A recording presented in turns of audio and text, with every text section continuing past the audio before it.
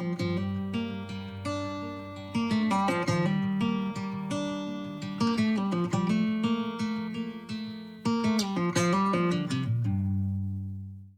so welcome back to part 2 of my endurance riding story, where we will continue from where we stopped off last time, because I didn't want to put a really long video. I like to keep them a little bit shorter so that you can kind of watch them in little breaks and stuff. So the story continued of kind of my endurance career so far.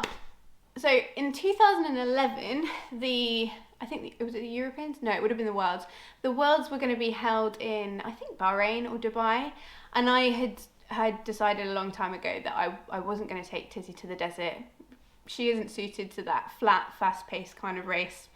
She's much more technical. So I just didn't want to put myself forward for selection. So instead, I did my first 160 so that I was qualified for the senior team. This also meant that I had to go from 47 kilos, which was my young rider weight, and preferably be about 60 kilos so that I didn't have to put too much lead on my saddle. I got almost there. I think I had to put like 2.5 kilos of lead on my saddle.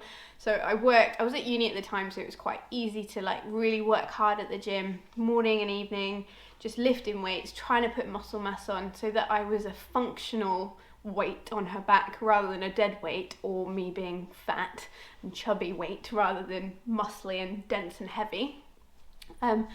I must say that my first 160 was a little bit of a struggle mentally. I was so used to doing 120s that extra 40k was a long way. I know it sounds really stupid now, but I thought, wow, what's an extra 40k? I thought it was just another couple of loops, but mentally it was actually quite tough. But I learnt loads. We did really well and we qualified for the senior team. The next year, in 2012, we got selected for the young rider team again for the European Championships, and we got a team bronze, which is awesome, and it's my only championship medal, which is annoying. However, I don't have the best memories of this race. So I knew Tizzy was good. I knew she was fit for that race. I had a lot of self-belief. I had a plan. I wanted an individual medal. And as I said before, I learn more from my failures, and if anything has taught me anything, it was this race. So for one of the loops, I didn't see my crew because I was going too fast for them to get to the crew points in time because of all the traffic and the way that the crewing was set up. It was a one-way system, so once they'd missed me once, missed me several times. So Tiz, as we went through every crew point, she was like whickering because she knows that the crew's meant to be there and they weren't there. It was fine. She still had a drink and a slush from the other team members, but the mental aspect of seeing your own crew and going through your own routines is so important to like my performance, because it really keeps my head in the game and keeps me ticking over, and it's what you're used to. And then I was like, when they missed me for the third crew point in a row, I was like, oh my God, what's happened to them? Have they been in a crash? Are they in a ditch somewhere? And in my head, I was like, if they're in the ditch somewhere, there's nothing I can do. It's not going to change anything if I drop out this race, so I'm going to just complete the race and then deal with it after. Talk about heartless daughter there, heartless daughter sister. But that's what they'd wanted anyway. And I got into the venue, and normally in a vet gate, my brother is at where I come in, he clips the lead rope on, and then that kind of starts the process. And the vet's husband was there instead of my brother, and I was like, well, that confirms it. My family have been like, they're injured somewhere, I don't know what's going on. I don't know why I didn't think maybe the car had just broken down. That would have been less dramatic, wouldn't it?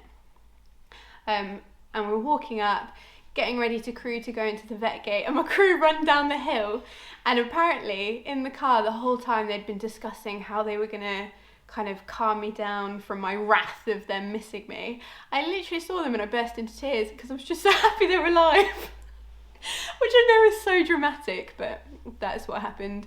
So they thought I was going to yell at them for missing me, and I was actually just really pleased that they were there. We got through that crew point into the next loop. I was really up for it. I was in the top 5 at the time, and then me and a Portuguese lad just start to pull away. So this is on the penultimate loop, so the loop before the last loop, and we're doing really well. Tizzy is feeling amazing. I know that I'm not pushing her to a limit in any way, So we start to kind of pull ahead, and we've got a 2-minute lead now. So we're in first, second, we're riding together. And I'm kind of getting quite excited about this because I've only got another loop. A 2-minute lead going into a vet gate's quite a lot. And we went the wrong way. Story of my life. So we were following, there was a quad bike in front of us filming us, and the quad bike went down the road, and rather than assuming that the quad bike would be going along the course, it didn't. It came off the course, we kept following it. And then it's not until like the quad bike really sped away and we realised there was no markers that we'd gone wrong. So turned around, came back into the vetting, and I was like in the 20s at this time, and I was fuming. I really lost my head. I didn't want to go back out. I was like, what's the point now? I've like literally ruined my dream. Had a little bit of a diva-ish strop. I could have done with like a good slap or a bucket of cold water thrown over me. And my brother was literally that. He verbally slapped me. He was like, right, get back on that horse. You're part of a team. Stop being a drama queen. Off you go. There's nothing wrong with the horse. Get your head in the game. So I got on, cantered out the venue, and had a bit of a grumpy last loop. I didn't feel like there was any need to push her because what was I pushing for? We ended up coming 18th, but actually we did get team bronze, which is really nice. But it actually took me months to get over, / maybe I've never got over the fact that what could have been. But I learned a lot from that. So never follow other people, always check your left and rights when you're out on course, know your route as much as possible, and never assume that you're going the right way. Tizzy was starting to kind of get a little bit older now, so I then bought a horse called Priya, who turned out to be 16-1. She was a purebred Arab. Someone put her in a Miracle Grow bag. So I had her coming up through the ranks. So when Tizzy finished her FEI career, I'd have another horse coming through. Unfortunately, Priya had some issues that meant she was never going to make it to FEI. So I decided to sell her. And she ended up in the most wonderful home ever. Like, she is treated like an absolute queen and is having the best life a horse could ever wish for. And I still get updates from her now, and it's really, really lovely. And it's nice to know that actually I produced a horse that is fairly well behaved and someone can really, really enjoy. But it meant that Tizzy was at the end of her FEI career in terms of going to championships, I thought. So in 2015, Priya did her first FEI. She was out a few times. So in kind of the space between 2013 and 2015, as I was taking her up through the ranks, it was determined that she wasn't going to make it to FEI. And I kept riding Tizzy, kept training Tizzy, and my aim was to go to my first senior championships. But in 2013, Tizzy broke her leg.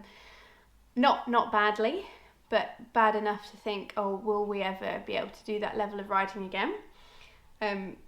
Luckily, she went on box rest and she recovered really, really well. And in 2014, we did an early in the season 160 and qualified for the senior team. Got selected to go to the World Equestrian Games, which is mental for your first senior championship.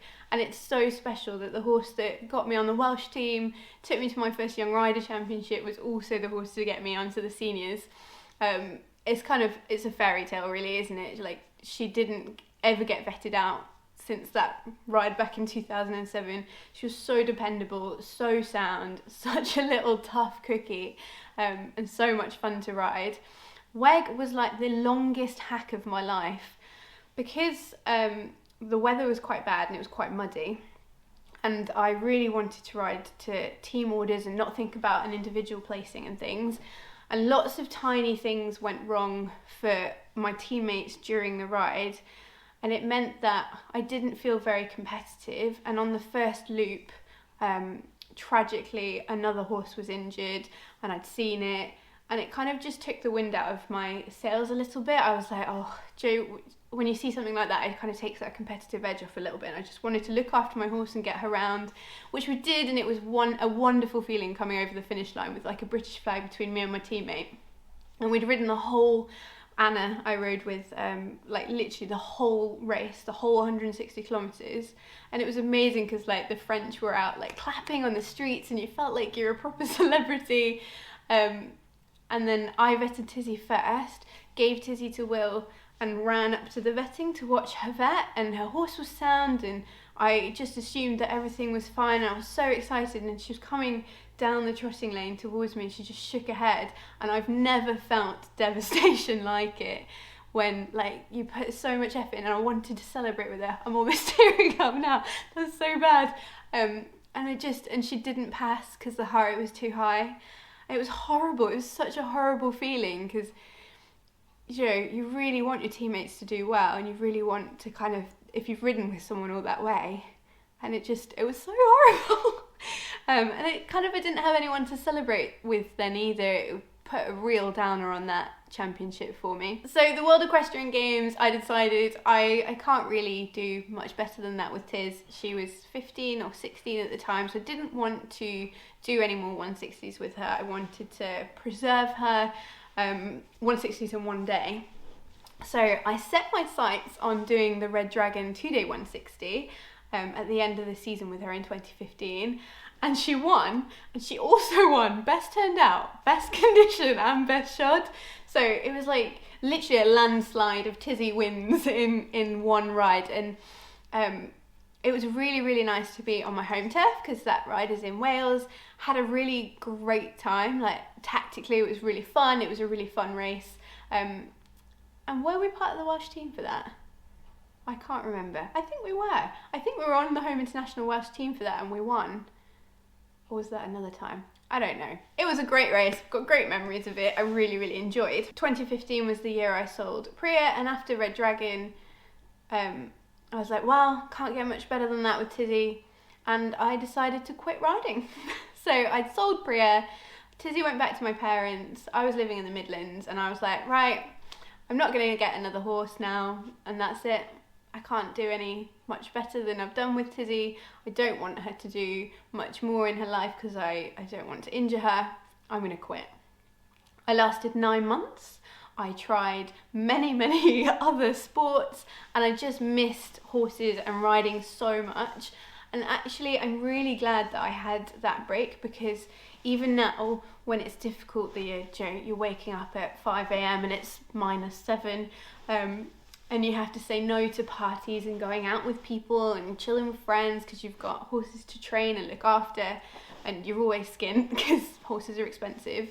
I really like to think about those 9 months where I was bored out of my brain and I didn't have any passion for anything, and it really motivates me now to be like, look, put the effort in, it's not that bad, and carry on. So in 2016, not much happened because I didn't have a horse. Well, Tizzy was at home. But in 2017, I was like, screw this. I'm getting Tizzy back. Let's do more kind of bucket list races. So there's a ride in the UK that is run at the Windsor Horseshoe, and it is literally on the Queen's back garden, and I really, really wanted to do it. So we took Tizzy to do the 80k there. And again, that little pony, what an absolute unicorn. She flew round, got second place, and I got presented in like the Royal Windsor Showground with a little Bahraini dagger because the Bahrainis sponsor that event, by the Queen. So Tizzy and I have met the Queen, and also a rosette from the King of Bahrain. So I was really glad I decided to get back into it and train Tizzy again because that was such a wonderful feeling. And that year as well, we did the 80k at Euston Park where there was a massive mass start and we just had fun. Like there was no expectations. 80k is such a nice distance to do because it's quite fast, it's not that far. And it was just, I really, really enjoyed, and she came top 10, which was awesome in such like a huge field and at her age. And the next year I was like, wow, what am I going to do this year? So in 2018 we decided to do the very iconic Golden Horseshoe ride. I must also mention that I think I bought Azid in 2017. So he was 4 when I bought him. So he spent, in this time up to kind of 2017, he would have been doing all like his groundwork, and I would have been getting to know him and stuff. So 2018, we do the Golden Horseshoe, and what a ride. I'm actually going to do a video about the Golden Horseshoe, how I prepared and trained, and kind of how iconic and amazing that ride is as separately. But Tizzy won it, which, surprise, surprise, Tizzy won it. She literally, that horse, whatever she touches turns to gold. We had a really wonderful time. Azid was doing his first novice season, and he turned out to be awesome because he was like winning all the performance formulas as a novice. And it's one of my first podium photos is of winning a novice ride with Azid at Euston Park, which takes us to 2019, which was Azid's first 80 kilometre, and also the year he started injuring himself all the time. There have been several different injuries since then, as you will know if you've been watching these vlogs, but that 80k was really, really good. I thoroughly enjoyed it. He was really good at kind of pacing himself. He listened really well. He was very calm, chilled in the vet gates and the vetting. So I had high hopes for his future. Who knows what will happen now. And because Azid was getting injured so much, so Azid is a Bay 15-2 purebred Arab, also from Housden, not related to Tizzy. But because he was getting injured so much and I wasn't sure how he'd recover, I almost panic bought Qantas, who is a 14-3 chestnut Arab. He was bred in Wales, and I bought him towards the end, it must have been 2019, yeah, towards the end of 2019, going into winter because it was November. And then 2020 happened, so not much happened there. So I had planned, if Azid had got over his injuries, which he did, and then re-injured himself in July, I had planned to do some 80k's with Azid and then do Qantas's novice season. But COVID happened, and then the one ride that I did take Qantas to, he didn't manage to even start. So 2020, a little bit of a write-off. However, I did still enjoy it. And I feel no less passionate about horses and no less driven to kind of reach my goals. So my goals now are to compete at FEI again, because I really enjoy it. I enjoy the atmosphere. I enjoy being competitive. That is what I train for. That is what I like to do. And also I would love to be selected for a senior team again, because there's nothing like wearing that flag, competing for your country, being at the top of your game, and competing and like planning your rides, and everything I do, like year on year on year, is building up to that goal. So fingers crossed, one day, whether it be on Azid, Qantas, or the next horse that has no name yet, I don't know. But yeah, so that's my kind of story up to now, and hopefully I'll take you along for the ride for the rest of it.